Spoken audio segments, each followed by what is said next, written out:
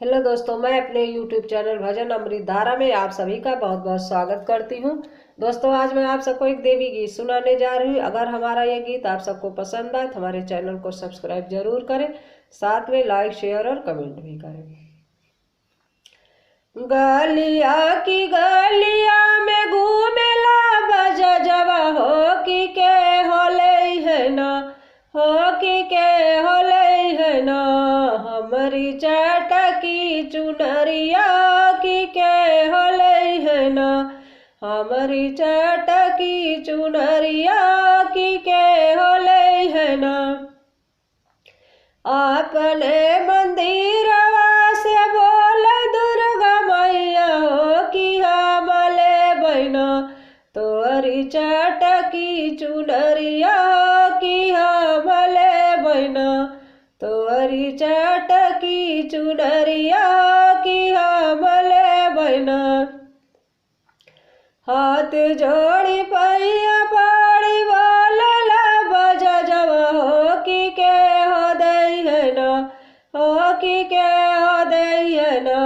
हमरे चुनरी के दमवा के हो दई है ना, हमरे चुनरी के दमवा के हो दई है ना। अपने दुआर से बोलला सेवकवा हो कि हम देवना, हो कि हम देवना।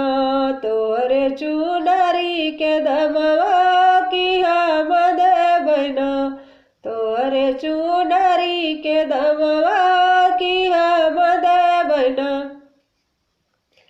गालिया की गालिया में घूमेला बजा जवा हो के होले है ना, हमारी चटकी चुनरिया के होले है ना, हमारी चटकी चुनरिया के होले है ना।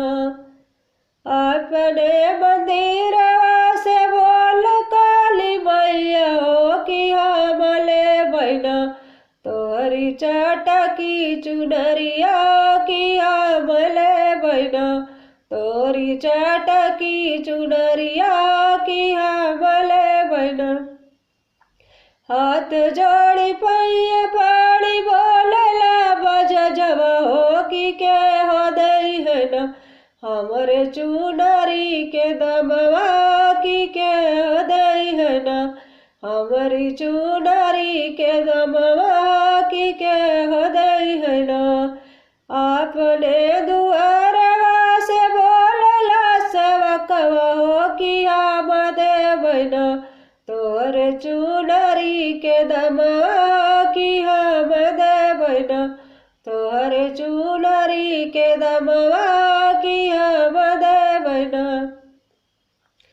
गालिया की गालिया में घूमेला बजा जवा हो कि के होले है ना, हमारी चटकी चुनरिया के होले है ना, हमारी चटकी चुनरिया के होले है ना। अपने मंदिर से बोलली सीतला मैया हमले बहना, तोरी चटकी चुनरिया कि हमले बहना, तोरी चटकी चुनरिया कि हमले बहना।